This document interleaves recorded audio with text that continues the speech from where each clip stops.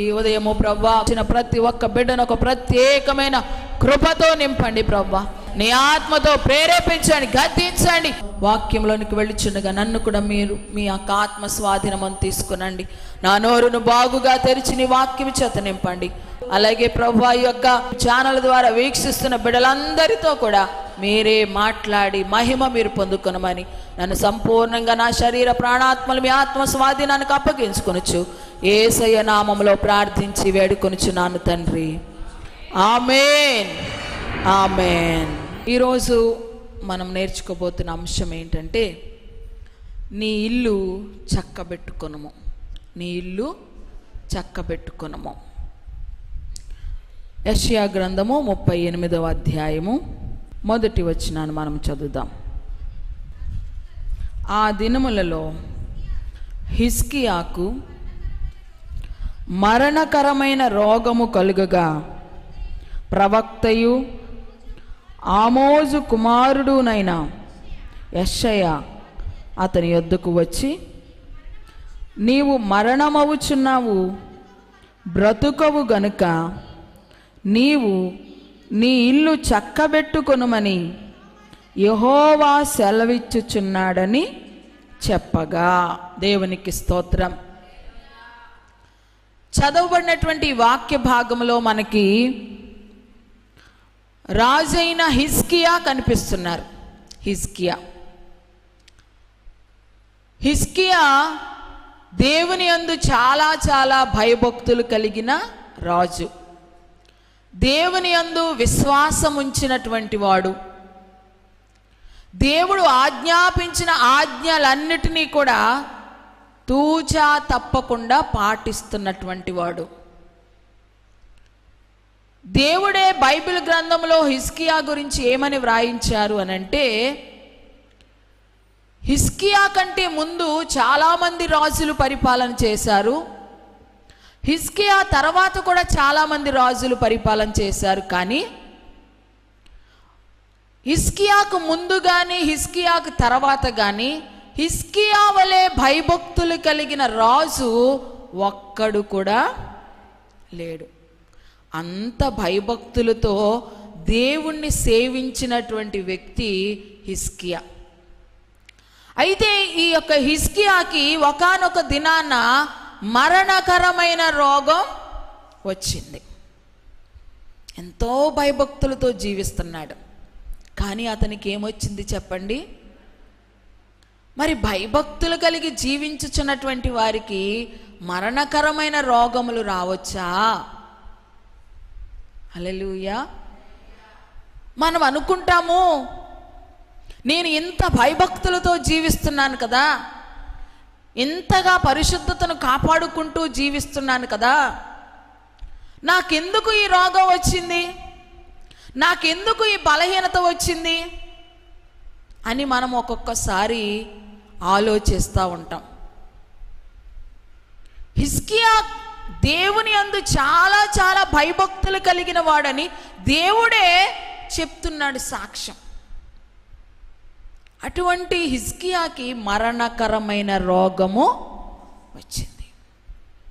బలహీనతలు అనేవి ఎవరికైనా వస్తాయి, ఎంత భక్తులకైనా వస్తాయి. మరణం అనేది ఏ విధంగానైనా సరే మనకి రావచ్చు. మనం భక్తిగా ఉన్నామని మామూలుగానే చనిపోవాలని ఏమీ లేదు. ఎలాగైనా సరే మరణం అనేది మనకి వస్తుంది. రోగాలు కూడా మనం ఈ భూమి మీద ఉన్నంత కాలము కూడా ఏదో ఒక బలహీనత చేత బాధపడవలసిందే. ఎందుకంటే మన శరీరాలు ఇంకా విమోచింపబడలేదు. మనము రక్షింపబడ్డాము అంటే కేవలము మన ఆత్మ మాత్రమే విమోచించబడింది, ఆత్మకు మాత్రమే విడుదల కలిగింది. కానీ శరీరానికి ఇంకా విడుదల కలగల.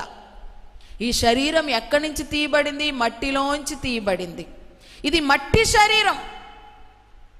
ఈ శరీరము ఇంకా విమోచించబడల. అందుకనే మనం ఎంత భక్తిగా జీవించినా సరే కొన్నిసార్లు బలహీనతలు మనకి వస్తూనే ఉంటాయి. కాబట్టి మనం ఎవరైనా బలహీనతతో బాధపడుతున్నప్పుడు వాళ్ళని పాయింట్అవుట్ చేసి చూపించకూడదు, వాళ్ళని వేలెత్తి చూపించకూడదు. నువ్వేదో పాపం చేసావు అందుకనే ఈ బలహీనత వచ్చింది అని ఎవరిని మనం అనకూడదు. పాపం చేస్తేనే బలహీనతలు రావు. కొన్నిసార్లు దేవుడు కొన్నిటిని అనుమతిస్తాడు. హిజ్కియాకు కూడా చూడండి, మరణకరమైన రోగం వచ్చింది. ఈ భూమి మీద ఉన్నంత కాలం మనకి రోగాలు వస్తాయి. ఎప్పుడు మన శరీరం విమోచించబడుతుందంటే యేసయ్య రెండవసారి వచ్చినప్పుడు, రెండవసారి మధ్యాకాశంలోనికి ఆయన వస్తారు కదా, కడబోర శబ్దము ఊదుతూ ఆయన వచ్చినప్పుడు, అప్పుడు మన శరీరాలు ఈ శరీరాన్ని విడిచిపెట్టేసి మహిమ శరీరాన్ని ధరించుకుంటాం. మనం ఆ మహిమ శరీరముతో మనం పరలోక రాజ్యంలోకి వెళ్తాం. ఆ మహిమ శరీరం మనం ధరించుకున్న తర్వాత అప్పుడు ఇక రోగాలు బలహీనతలు ఏమి మనకి రావు.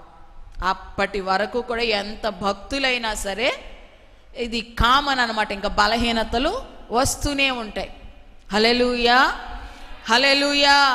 సరే, ఇక్కడ బలహీనత వచ్చింది, మరణకరమైన రోగం వచ్చింది హిజ్కియాకి.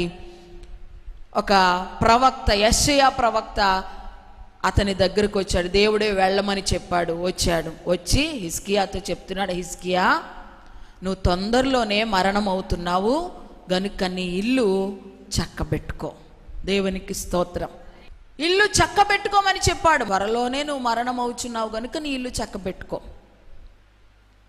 మరణం అవుచున్నాము అని చెప్పగానే నువ్వు చచ్చిపోతావని చెప్తే ఎవరికైనా ధైర్యం ఉంటుందా? ఇంకా టైంలో మనకు ప్రార్థన వస్తుందా? హల్లెలూయా, హల్లెలూయా.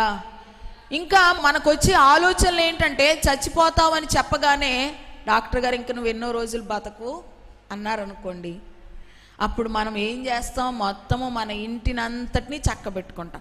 పిల్లలకు చెప్పవలసిన జాగ్రత్తలు పిల్లలకు చెప్తాం, భర్తకు చెప్పవలసింది భర్తకు చెప్తాం.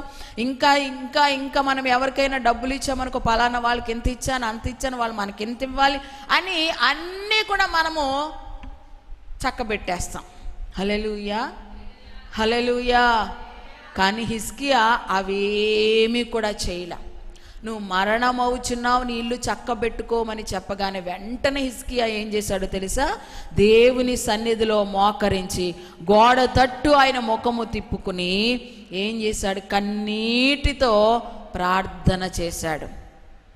అలాగా ప్రార్థన చేస్తూ ఉంటుంటే వెంటనే ఆయన కన్నీటి ప్రార్థన దేవుని సన్నిధికి వెళ్ళిపోయింది. నువ్వు చచ్చిపోతున్నావు, నీ ఇల్లు చక్కబెట్టుకో అన్న ప్రవక్త ఇంకా ఇంటికి వెళ్ళలా. ఆ రాజు యొక్క గవిని దాటక ముందే మరలా దేవుని యొక్క వాక్కు యెషయా దగ్గరకు వచ్చి అంటుంది, యెషయా నువ్వు మరలా వెనక్కి తిరిగి వెళ్ళు. ఇదిగో హిజ్కియా కన్నీళ్లు విడుచుట నేను చూచాను, అతని ప్రార్థన నేను అంగీకరించాను, కాబట్టి నువ్వు వెళ్ళి తిరిగి మరలా అతనికి 15 సంవత్సరాల ఆయుష్నిస్తున్నానని చెప్పు. దేవునికి స్తోత్రం, హల్లెలూయా. ముందేమో చచ్చిపోతావని చెప్పమన్నాడు దేవుడు, వచ్చి చచ్చిపోతావు నువ్వు జాగ్రత్తగా ఉండు అని చెప్పేసి వెళ్ళిపోతున్నాడు. ఎంతో గ్యాప్ లేదు మధ్యలో. మరలా వెంటనే ఏమంటున్నాడు? మరలా వెళ్ళి నువ్వు చనిపోవు, 15 సంవత్సరాల ఆయుష్ ఇస్తున్నాడు దేవుడు అని చెప్పమంటున్నాడు. మధ్యలో ఏం జరిగింది అనంటే, హిజ్కియా గోడ తట్టు తన ముఖము తిప్పుకుని కన్నీళ్లు విడుచుచు ప్రార్థన చేశాడు. దేవునికి స్తోత్రం. ఆ ప్రార్థన ఎంత కన్నీళ్లు విడిచాడంటే దేవుణ్ణే తన మనసు మార్చుకునేటట్టుగా చేసి మరి మరణము నుంచి తప్పించుకుని జీవములోనికి అడుగుపెట్టే అంత కన్నీటి ప్రార్థన హిజ్కియా చేశాడు. దేవునికి స్తోత్రం, హల్లెలూయా. అలాగ మరలా తిరిగి 15 సంవత్సరాల ఆయుష్ను పొందుకుని హిజ్కియా జీవించినట్లుగా మనము చూస్తూ ఉన్నాం. అయితే ఈరోజు అదే వాక్యము దేవుడు మనందరితో మాట్లాడుతున్నాడు. మరణం అనేది మనందరికీ సహజమే. అయితే మనం మరణం అవ్వక ముందే మనము చేయవలసిన పని ఏంటంటే, మన ఇల్లును మనము చక్కబెట్టుకోవాలి. స్త్రీలముగా మామూలుగా మనందరికీ గృహాలు ఉన్నాయి కదా, ఇల్లులు ఉన్నాయి కదా, అందరము గృహాల్లో జీవిస్తున్నాం. ఉదయం లేచినది మొదలుకుని ప్రతి స్త్రీ కూడా రాత్రి పండుకునే వరకు కూడా ఏం చేస్తుందో తెలుసా? ఇల్లంతటిని చక్కబెడుస్తుంది. ఊడ్చినట్టే ఉంటుంది, కడిగింది కడిగినట్టే ఉంటుంది, సర్దింది సర్దినట్టే ఉంటుంది. హల్లెలూయా, హల్లెలూయా. చాలా కష్టపడుతుంది ఇంటిని శుభ్రంగా ఉంచడానికి, ఇంటిని చక్కగా పెట్టడానికి. ఒక సామెత ఉంది కదా, ఇంటిని చూసి ఇల్లాలిని చూడండి అన్నారు. దేవునికి స్తోత్రం, హల్లెలూయా. కొందరి ఇంట్లోనికి వెళితే ఏగల మోత అన్నట్టుగా ఉంటుంది. హల్లెలూయా. కొందరి ఇంటిలోనికి వెళితే ఇంకా ఆ ఇంటిలోంచి తిరిగి రావాలనిపించదు. అంత శుభ్రంగా, అంత నీట్గా ప్రతి ఒక్కటి కూడా ఏది ఎక్కడ పెట్టాలో అలా పెట్టి చక్కగా సర్దుకుంటారు. అది స్త్రీలకు ఇచ్చిన ఒక చక్కని జ్ఞానము. ఆ పని ఇంకెవరు కూడా చేయలేరు. మగవాళ్ళు చేయగలరా అలాగే ఇంటిని అందంగా? అంత ఓపిక వాళ్ళకు ఉంటుందా? ఉండదు. అంత ఓపిక స్త్రీలకు దేవుడిచ్చాడు. ఇంటిని మనం చక్కగా పెట్టుకుంటాం. దేవునికి స్తోత్రం, హల్లెలూయా. అయితే ఇల్లు చక్క పెట్టుకోమంటున్నాడు కదా, మనకున్న ఇల్లు గురించి కాదు ఇది చెప్పే వాక్యం. మనకున్న గృహాలను చక్కగా పెట్టుకోమని కాదు ఇది చెప్పే వాక్యం. హల్లెలూయా. ఇల్లు అనగా కుటుంబం, ఇల్లు అనగా నీ వ్యక్తిగతంగా నిన్ను నీవే. ఇల్లు అంటే నీవు నేను, ఇల్లు అంటే నా కుటుంబం, ఇల్లు అంటే నీ కుటుంబం. నిన్ను నీవు చక్క పెట్టుకోవాలి, నీ కుటుంబాన్ని కూడా నువ్వేం చేయాలి? చక్క పెట్టుకోవాలి. ఆ జ్ఞానము కేవలము దేవుడు స్త్రీలకు మాత్రమే ఇచ్చాడు. అందుకనే దేవుని వాక్యం ఏమి సెలవిస్తుంది? జ్ఞానవంతురాలు తన ఇల్లు కట్టుకొనును, మూఢురాలు తన ఇంటిని ఓడబెరుకును. దేవునికి స్తోత్రం. మనము ఇంటిని చక్కపరుచుకోగలిగిన, ఇంటిని మన కుటుంబాన్ని కట్టుకోగలిగిన జ్ఞానము స్త్రీలమైన దేవుడు మనకిచ్చాడు. స్త్రీలమైన మనకి దేవుడు ఇచ్చాడు ఆ జ్ఞానం. ఎందుకంటే కుటుంబంలో స్త్రీయే మెయిన్ పాత్ర. కుటుంబంలో స్త్రీ చక్కగా ఉంటే కుటుంబం అంతా సంతోషంగా ఉంటుంది. దేవుని యందు భయభక్తులు కలిగిన స్త్రీగా స్త్రీ ఉంటే ఆ స్త్రీని బట్టి ఆ కుటుంబంలో సంతోషం ఉంటుంది. దేవుని వాక్యం చాలా స్పష్టంగా చెప్తుంది కదా, జ్ఞానవంతురాలు, జ్ఞానము కలిగిన స్త్రీ ఏం చేస్తుందంట? తన ఇంటిని కట్టుకుంటుంది. ఆమేన్, హల్లెలూయా. ఈరోజు దేవుని వాక్యం వింటున్నటువంటి మనము మన ఇంటిని కట్టుకోవాలి, మన ఇంటిని చక్కపరుచుకోవాలి, మన ఇంటిని మనము కాపాడుకోవాలి, మన కుటుంబాన్ని మనము చక్కపరుచుకోవాలి. చక్కపరుచుకోవడం అంటే ఏంటి? మనలో ఏమైనా లోపాలు ఉన్నాయంటే అవి తీసేయాలి. మన కుటుంబాన్ని చక్కపరుచుకోవడం అంటే ఏంటి? వారిలో ఏమైనా లోపాలుంటే వారికి చెప్పి సరిచేసి వారిని క్రమమైన రీతిలో నడిపించాలి. నీ భర్తలో ఏదైనా లోపం నీకు కనిపిస్తుందంటే నువ్వు చెప్పాలి, మీరు చేయుచున్నది ఇది తప్పు, మీరు నడుస్తున్న ఈ మార్గం తప్పు అని చెప్పి వారిని ఏం చేయాలి? క్రమపరచాలి. పిల్లలు తప్పు త్రోవలో నడుస్తున్నారంటే మనం ఏం చేయాలి? వాళ్ళకి చెప్పి మీరు నడుచుచున్న ఈ త్రోవ మంచిది కాదు అని చెప్పి వారిని సరిచేసి క్రమముగా వారిని నడిపించాలి. ఒక క్రమమైన రీతిలోనికి మనము తీసుకురావాలి. మన కుటుంబాన్ని అన్ని విషయాల్లో కూడా మనం ఏం చేసుకోవాలో తెలుసా? చక్కపరుచుకోవాలి. దేవునికి స్తోత్రం, హల్లెలూయా. దేవుని నామానికి మహిమ కలుగునగాక. ఒకవేళ మన కుటుంబాన్ని, మన ఇంటిని మనం సరిగ్గా చక్కపరుచుకోవట్లేదు అనుకోండి, అంటే ఎవరు ఎలా నడిచినా సరే మనము తప్పు అని వారికి చెప్పి వారిని సరిచేసే మార్గంలోనికి మనము ప్రయత్నం చేయట్లేదు అనుకోండి, అటువంటి ఇంటిలోనికంట అనేకమైన మరణకరమైన రోగాలు వస్తాయంట. నానా విధములైన రోగాలు వస్తాయంట ఆ ఇంటిలోనికి. దేవునికి స్తోత్రం, హల్లెలూయా. విలాప వాక్యములు 1వ అధ్యాయం 20వ వచనం ఒక్కసారి చదువుదామా? విలాప వాక్యములు 1వ అధ్యాయము 20వ వచనం. యెహోవా దృష్టించుము, నాకు ఇబ్బంది కలిగెను, నా అంతరంగము క్షోభిల్లుచున్నది, నేను చేసిన గొప్ప ద్రోహమును బట్టి నా గుండె నా లోపల కొట్టుకొనుచున్నది, వీధులలో ఖడ్గము జన నష్టము చేయుచున్నది, ఇండ్లలో నానా మరణకర వ్యాధులున్నవి. దేవునికి స్తోత్రం. హల్లెలూయా. ఏమున్నాయంట ఇండ్లలో?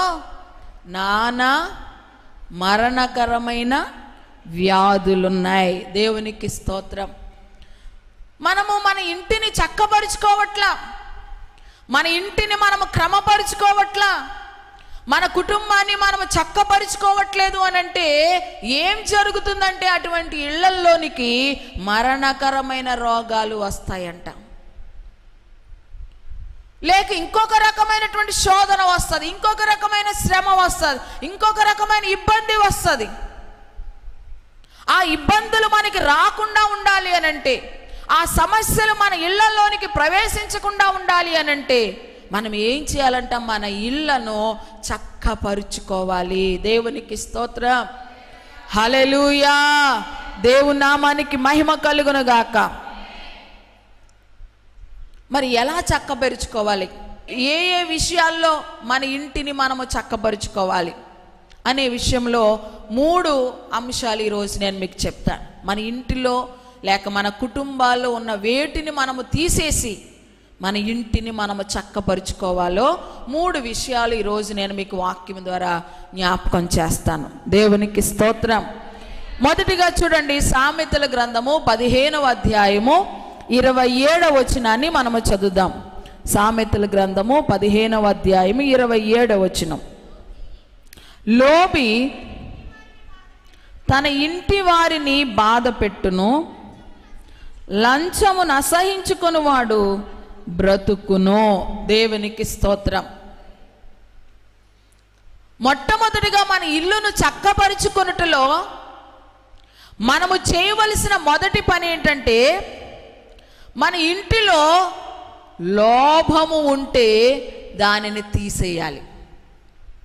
ఏముంటే తీసివేయాలి? లోభము ఉంటే తీసివేయాలి. మనం చదువుకున్న ఈ వాక్య భాగం ఏమి సెలవిస్తుంది? లోబి అంటే లోభముతో ఉన్నవారిని లోబి అంటారు. లోబి ఏం చేస్తాడంట? తన ఇంటి వారిని బాధ పెడతాడు. లోబి తన ఇంటి వారిని బాధ పెడతాడని వాక్యం సెలవిస్తుంది. మనలో లోభం అనేది ఉన్నదనుకోండి, మనలో ఉన్న ఈ లోభాన్ని బట్టి మన ఇంటి వారందరికీ బాధ కలుగుతుంది, మన కుటుంబం అంతటికీ బాధ కలుగుతుంది. అందుకనే ఆ లోభాన్ని మనం ఏం చేయాలంట? తీసేసి మన ఇంటిని మనము చక్కపరుచుకోవాలి. దేవునికి స్తోత్రం. హల్లెలూయా. లోభము లేక లోబి అంటే ఎవరు అనంటే, ఎవరు? పిసినారి అని మనకి తెలుసు. దేవునికి స్తోత్రం. లోబి అని ఎవరిని అంటారంటే పిసినారిని. పిసినారితనంగా ఉండేటువంటి వారిని లోబి అంటారు. దేవునికి మహిమ కలుగును గాక. అయితే ఈ లోభము అనే దానికి మరొక అర్థం ఏంటంటే దురాశ. ఏంటది? దురాశ. పిసినారికి ఖర్చు ఎక్కువ అంటారు కదా.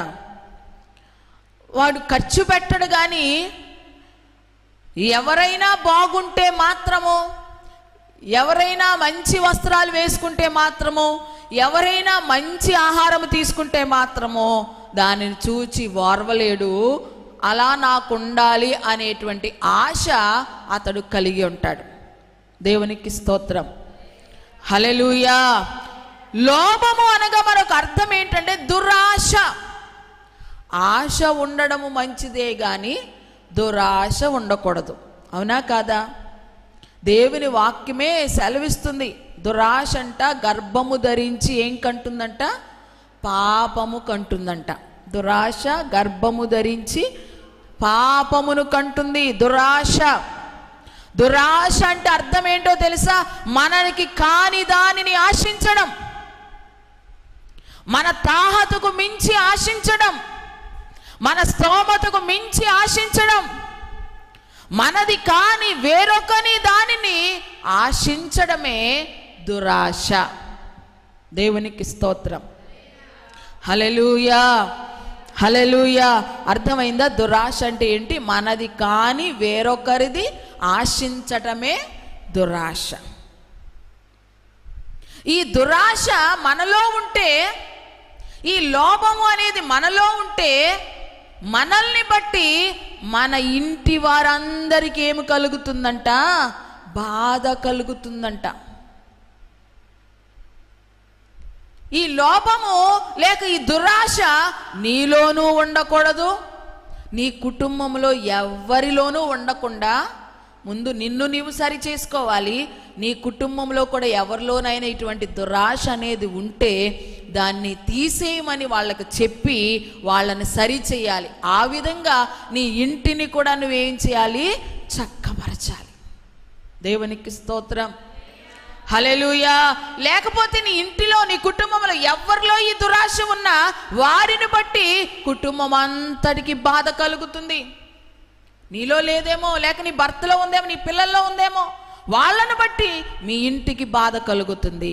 గనుక ఎవరిలోనైనా సరే ఈ దురాశ అనేది లేకోకుండా మనం ఏం చేయాలంటే దానిని తీసి పారేయాలి. దేవునికి మహిమ కలుగును గాక. ఇతరులది ఏది కూడా మనం ఆశించకూడదు. దేవుడు మనకిచ్చిన దానితోనే మనము తృప్తిగా ఉండాలి. అర్థమైందా? దేవుడు మనకిచ్చిన దానితోనే మనం ఏమి చేయాలి? తృప్తిగా ఉండాలి. ఇతరులకు సంబంధించిన దేనిని కూడా మనము ఆశించకూడదు. యెహోవా దేవుడు 10 ఆజ్ఞలు ఇచ్చినప్పుడు చివరి ఆజ్ఞలు ఏమని చెప్పారు? నీ పొరుగువానిదగు దేనిని కూడా ఆశించకు. అతని ఎద్దునే గాని, అతని గాడిదనే గాని, అతని దాసినే గాని, అతని దాసురాలనే గాని దేనినైనా కూడా మనము ఆశించకూడదు. అలా ఆశించడమే ఏంటో తెలుసా? దురాశ. దేవునికి స్తోత్రం. దేవుడు నీకిచ్చాడు కదా, దేవుడు నీకిచ్చిన వాటితో నువ్వు తృప్తిగా ఉండు.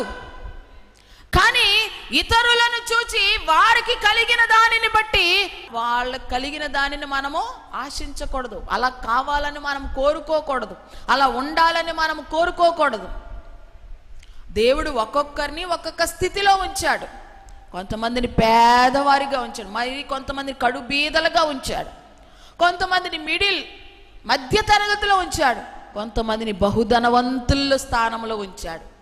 మనం ఏ స్థానంలో ఉన్నామో ఆ స్థానమును బట్టే మనం తృప్తిగా ఉండాలి. కానీ మనం ఉన్న ఆ మధ్య తరగతిలో నుంచి మనము ఎక్కడో ధనవంతులను చూచి మనం అలా ఉండాలని కోరుకోకూడదు. హల్లెలూయా, హల్లెలూయా. వాళ్ళకేంటి? రోజుకొక కారులో తిరుగుతారు ధనవంతులు, రోజుకొక ఫ్లైట్లో తిరుగుతారు. వాళ్ళకి ధనం ఉంది కాబట్టి. నేను అలా ఉండాలనుకోవడం అదేంటి? దురాశే కదా. దేవునికి స్తోత్రం. హల్లెలూయా. నేను అలా చెయ్యాలనుకోవడం దురాశే. ఇతరులది ఏది కూడా మనము ఆశించకూడదు. చేతులెత్తి స్తోత్రం చెప్పండి. హల్లెలూయా. దేవుని నామమునకు మహిమ కలుగును గాక. ఆమె ఇతరులది దేనిని కూడా ఆశించకూడదు. దేవుడిచ్చిన ఆజ్ఞలు, అక్కడ దాసురాలు దాసుడు అని చెప్పాడు కదా, ఎద్దుని గాడిదని అని చెప్పాడు కదా. ఇతరి యొక్క స్త్రీల యొక్క భర్తలను కూడా ఆశించకూడదు. దేవునికి స్తోత్రం. హల్లెలూయా. నీకు ఒక భర్తని ఇచ్చాడు దేవుడు. దేవునికి మహిమ కలుగును గాక. ఆమేన్. నీ భర్తతో నువ్వు సంతోషించు. ఇతర స్త్రీల యొక్క భర్తను చూచి ఆశించడము కూడా అదేంటి? దురాశే కదా. దేవునికి స్తోత్రం. అంటే ఆజ్ఞను అతిక్రమిస్తున్నావు, నువ్వు పాపం చేస్తున్నావు. దేవునికి స్తోత్రం. ఆజ్ఞాతిక్రమమే ఏంటి? పాపం. నువ్వు అలా ఆశిస్తున్నావు అంటే ఏం చేస్తున్నావు? దేవునికి మహిమ కలుగును గాక. ఆజ్ఞలలో ఒక ఆజ్ఞ వ్యభిచరించవద్దు అని చెప్పాడు. కానీ చివరికి వచ్చేసరికి ఏమండి? నీ పొరుగు వానిదగు దేనిని కూడా ఆశించకూడదు. పాత నిబంధనలో అయితే వ్యభిచరించడం అంటే కేవలము స్త్రీ పురుషులు కలిస్తే వ్యభిచారం. శారీరకంగా కలిస్తే. కానీ కొత్త నిబంధనలోనికి వస్తే యేసు ప్రభు వారు ఏం చెప్తున్నారు తెలుసా? ఒక స్త్రీని మోహపు చూపుతో చూస్తేనే వ్యభిచారం.